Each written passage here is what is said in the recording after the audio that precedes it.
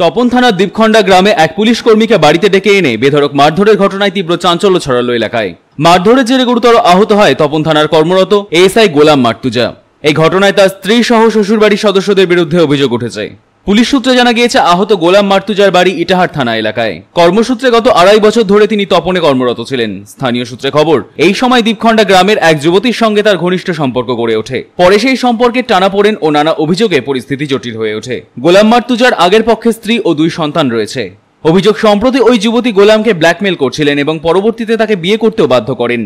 তবে বিবাহিত জীবন সুখকর না হওয়ায় গোলাম ওই যুবতীর মধ্যে বিবাদ চলছিল। অভিযোগ, রবিবার বিকেলে যুবতী ফের গোলামকে নানা অজুহাতে নিজের বাড়িতে ডেকে নেন। সেখানেই তার পরিবারের সদস্যরা লাঠিসোঁটা নিয়ে তার উপর চড়াও হয় বলে অভিযোগ। এই ঘটনায় তার মাথায় গুরুতর আঘাত লাগে। প্রথমে তপন গ্রামীণ হাসপাতালে নিয়ে যাওয়া হলেও অবস্থা অবনতি হওয়ায় তাকে গঙ্গারামপুর সুপার স্পেশালিটি হাসপাতাল এবং সেখান থেকে মালদা মেডিকেল কলেজে স্থানান্তরিত করা হয়।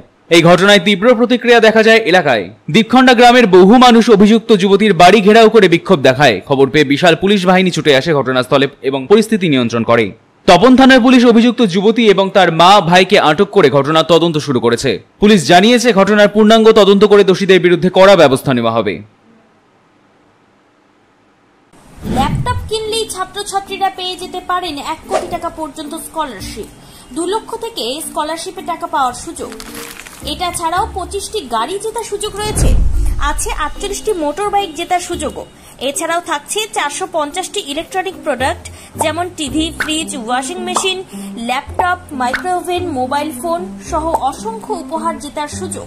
এখানে মাত্র 21,000 টাকা থেকে শুরু করে বিভিন্ন দামের ল্যাপটপ পাওয়া যাচ্ছে।